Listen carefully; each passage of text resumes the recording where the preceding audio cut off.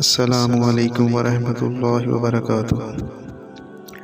علم کے ساتھ کیا گیا کم عمل بھی بہت زیادہ ہے، اور جہالت کے ساتھ انجام دیا گیا زیادہ عمل بھی بہت کم ہے۔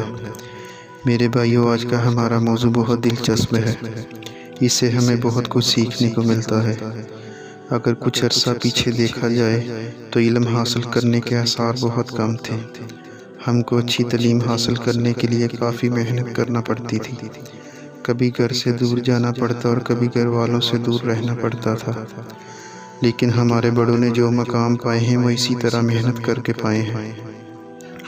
میرے بھائیو، اس تعلیم میں دونوں علم شامل ہیں، دین بھی اور دنیا بھی۔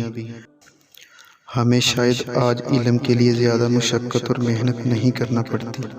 ہر چیز بیٹھے بٹھائے میسر ہو رہی ہے۔ گھر کے قریب ہی اسکول، کالج اور یونیورسٹی تک موجود ہیں۔ دوسری طرف دین کے علم کے لیے بھی ہر مسجد میں درسگاہ موجود ہے، جس میں نماز کے بعد ہمیں حفظ اور ناظرہ پڑھایا جاتا ہے اور اس کی تفسیر کا بھی علم دیا جاتا ہے۔ ساتھ میں کچھ نمازوں کے بعد امام صاحب سب کے لیے حدیث کا سبق بھی دیتے ہیں۔ مگر نتیجہ کیا ہے؟ دین اور دنیا کا علم بہت زیادہ عام ہو گیا ہے اور علم سے توجہ ہٹ گئی ہے۔ اسی وجہ سے ہم لاپرواہ ہو گئے ہیں اور علم والی بات ہم میں نظر نہیں آتی کہ جو ہم سیکھتے ہیں وہ سکھاتے نہیں، اور جو پڑھتے ہیں وہ پڑھاتے نہیں۔ میرے بھائیو، کہنے کا مطلب یہ ہے کہ اگر ہمارے پاس کوئی دینی یا دنیاوی ڈگری یا سند موجود ہے تو وہ ہمارے کردار اور عمل سے بھی ظاہر ہونی چاہیے۔ اگر ایسا نہیں ہے تو یہ بات فکر مند ہے۔ کیا ہم صرف ایک روزگار چلانا چاہتے ہیں؟ میرے بھائیو، اگر ہم سکول، کالج یا پھر مسجد میں کسی موضوع پر بیان کرتے ہیں جس میں ہمارا جوش اور جذبہ بہت اچھا ہے اور سمجھانے کا انداز بھی بہت پر اسرار ہے، لیکن جو کچھ ہم بتا رہے ہیں خود اس پر عمل نہیں کرتے اور نہ ہی ایسی کوئی بات ہم میں نظر آتی ہے، تو بہت ہی مشکل ہے کہ آپ عوام کو قائل کر سکیں، یعنی کہ اپنی بات ان کے دلوں میں ڈال سکیں، یا پھر ایسا بیان کریں جو کچھ عوام کو سمجھا رہے ہوں اس کا انداز بہت ہی سادہ ہو، پرامن ہو، آواز بھی دھیمی ہو اور وقت بھی مختصر ہو، مگر بات وہ کر رہے ہوں جس پر آپ عمل کرتے ہوں۔ اس کا ایک الگ ہی عزم ہوگا۔ یقین جانے وہ بات عوام کے دلوں تک اثر کرے گی۔ اگر کوئی سوال جواب بھی کرے گا تو آپ اس کو ثبوت دے کر قائل کر لیں گے، کیونکہ آپ اس کا تجربہ کر چکے ہوں گے۔ دوسرا، اکثر علماء کرام اور اساتذہ جو اس دنیا فانی سے کوچ کر گئے ہیں، آج بھی اگر ان کا ذکر ہوتا ہے تو ہم ان کا بڑا ادب اور محبت کرتے ہیں۔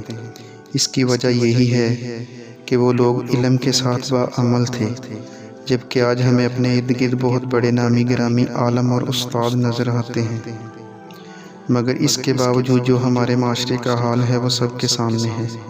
ہم علم میں بہت زیادہ کمزور ہیں۔ آج ہم سب اپنا محاسبہ کریں کہ کس بات کا ہمیں علم نہیں، تو ضروریات زندگی میں بہت ہی کم ایسی کوئی بات ملے گی۔ میرے بھائیو، ہم نے خاندان یا معاشرہ چلانا ہے۔ اس کو بہتر بنانے کے لیے ہم نے ابھی تک جو بھی پڑھا یا سیکھا ہے اس پر عمل کی بھی کوشش کریں جس حد تک ممکن ہو سکے، کیونکہ یہی چیز معاشرے کو بدلنے کا سبب بنتی ہے۔ اس بات کی ظاہری مثال ہم سب کے سامنے ہے۔ اگر ہم کسی کام کو جانتے ہوں اور اس کو روزانہ کرتے ہیں، جب یہ کام کسی کو کرنے کا کہتے ہیں تو اپنے آپ پر ایک زبردست اعتماد ہوتا ہے، جبکہ ایسی کوئی بات یا ایسا کوئی کام دوسرا ہم سے پوچھ لے جو ہم نے نہیں کیا، یہ میں کرنا چاہتا ہوں، بے شک اس کے بارے میں ہم علم رکھتے ہوں، لیکن اس کو ہم یہ کہیں گے بھائی یہ میں نے کبھی نہیں کیا، آپ کر کے دیکھ لیں اگر آپ کو بہتر لگے۔